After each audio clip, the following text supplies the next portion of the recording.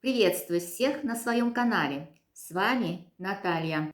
Сегодня делаю, очень вкусные и в то же время хлопотливое и, можно даже сказать, очень капризное блюдо камди-пигоди. Это крахмальные пигоди. Большинство мне жалуется, что у многих не получается пигоди. В каком смысле? Она рвется, крошится. Естественно, настроение портится, это все выбрасывается, продукты испорчены. Конечно же, есть очень много способов приготовления камди-пигоди. Кто-то делает с чапсаль-карги, это рисовая мука с высокой клейковиной, кто-то с мукой, кто-то из кукурузного крахмала, кто-то просто чисто картофельный крахмал использует в тесте. Впрочем, тоже это неплохо. Но в этом видео я хочу показать именно, как делать камди-пигоди именно с картофелем. Оно более трудоемкое и хлопотливое, если честно. Но по вкусу очень вкусное. И даже, на мой взгляд, самый вкусный из всех, что я делала. Я вам подробно, даже занудливо, все объясню и покажу. И после этого вы обязательно побежите делать камди-пигоди, то есть крахмальные пигоди. И я уверена, у вас на все 100% получится, если вы будете следовать моим рекомендациям. Ну, а если у вас уж не получится, то поставьте мне жирный дизлайк. Ну, хватит ля-ля. Побежала одевать фарточек и готовить. Для пигоди я обычно использую свинину, можно комбинировать с говядиной. Картошку я заранее почистила и отмочила в воде холодной. Нарезаю дольками небольшими и отвариваю. Пока варится картофель, я готовлю начинку для камди-пигоди. Готовлю сразу две начинки с капустой, мясом и с кимчи. Капусту мелко шинкую и еще раз рублю мелко. Затем солю капусту и слегка перемешиваю, но не жму ее сильно. Она и так берет в себя сколько надо соли и станет мягкой. Оставляю капусту на 15-20 минут. Режем лук как можно тоньше.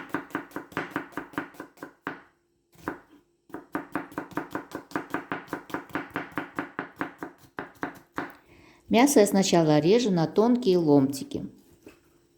Затем нарезаю поперек на полоски и режу кубиками небольшими. Мясо удобно резать слегка подмороженным. Готовый фарш я не использую в пигоди, а всегда режу вручную. Мясо должно чувствоваться при поедании. Затем нарезанное мясо еще раз рублю, делая его нежнее и мягче, таким образом. Для второй начинки я использую кимчи. Кимчи тоже режу мелко. Кимчи должен быть хорошо ферментирован, тогда кимчи-манду будет вкуснее, чем со свежим кимчи. Отжимаю хорошенько, убираю излишний сок.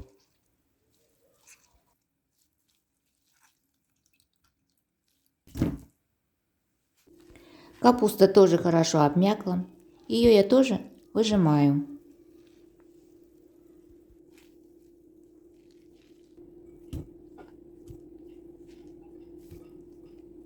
Нарезанное мясо распределяю на две начинки. Большую часть кладу в капустную начинку.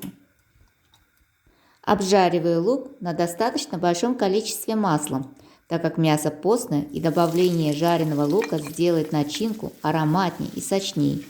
А еще если и чеснок положить и обжарить, то вообще начинка будет просто бомба.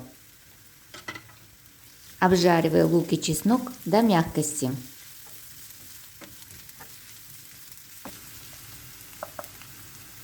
Теперь тоже распределяю по начинкам неравно жареный лук. Перчу.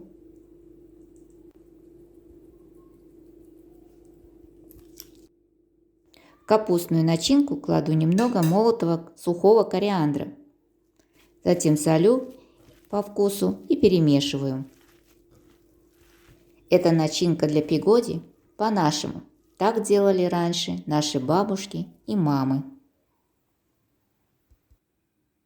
Начинка с кимчи больше популярна в Корее, и это неудивительно, поэтому заправляю ее по-корейски.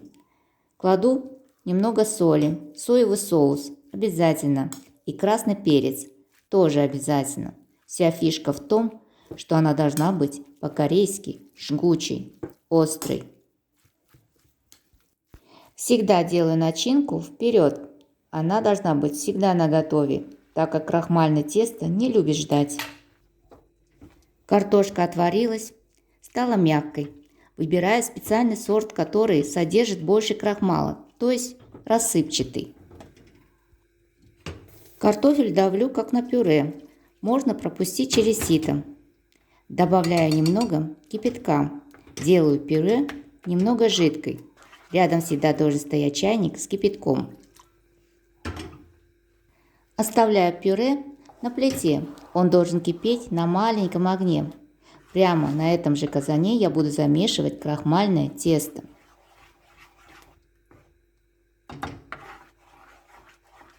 Для камди пигоди используют картофельный крахмал, с кукурузным не пойдет, только картофельный. Прямо в кипящую, булькающую картофельное пюре кладу небольшую часть крахмала. Все сразу кидать не нужно. Крахмал примерно кладется 1/4 часть. Быстро перемешиваю. Крахмал только в горячей воде набухает, растворяется, образуя коллоидный раствор, клейстер. Становится клейким и эластичным при работе. Получается как заварное крахмальное тесто. Убираю с огня и всыпаю остаток крахмала. Если вы не уверены, то добавляйте крахмал понемногу. Тесто очень горячее, поэтому работайте с толстыми перчатками. Вначале перемешиваю лопаткой, затем руками.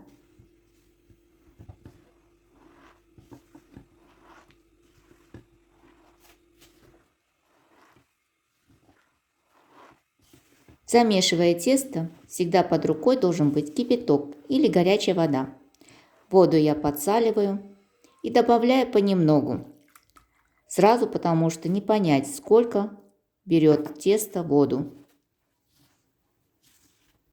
Замешиваю таким образом тесто, чтобы оно было не совсем жестким, но и не расплывался. Достаточно крепким и эластичным. Получилось мягкое однородное тесто с слегка уловимым желтоватым оттенком из-за желтого картофеля. Убираю в пакет, чтобы не подсохло. Отделяю кусочек теста небольшой, остальное убираю в пакет. Здесь принцип такой: сразу все раскатать заранее не пойдет. Беру небольшой кусочек, разминаю, катаю и сразу же леплю. Только потом беру другой кусочек, катаю, формирую нужной формой пигоди. Способы лепки камди пигоди множество, и у каждой хозяйки есть свой привычный способ лепки, который ей по душе. Я покажу, как обычно я леплю. В первом способе защипываю с двух сторон, от начала до конца. Получается пигоди в виде лодочки с красивыми защипами посередине.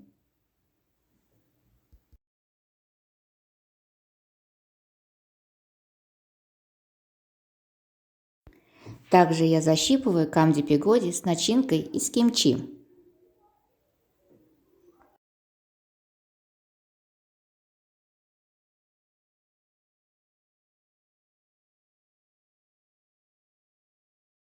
Второй способ лепки чуть полегче.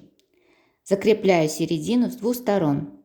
Накрываю начинку, затем защипываю только одну сторону, придавая форму полумесяца.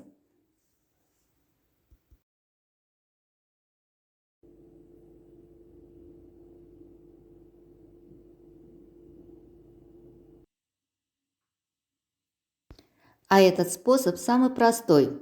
Это для новичков. Тесто в таком случае не рвется 100%, да и лепится быстро. Варить пигози я буду в большой мантоварке. У меня получилось на данный ингредиент 3 больших листа. Листы нужно смазать предварительно маслом или, как я, застелить силиконовым ковриком. Парила я ровно 35 минут на среднем огне. Пока они горячие, вытаскиваем и складываем в отдельную посуду. Предварительно их нужно смазать обильно маслом, растительным или кунжутным, чтобы они не слиплись между собой. Да уж, ради такой красоты и вкусноты стоит повозиться. Это нелегко и не быстро. Если вы делаете это в первый раз, то берите маленькие пропорции для начала. Надеюсь, вам понравилось это видео. Ставьте лайки, пишите свои комментарии.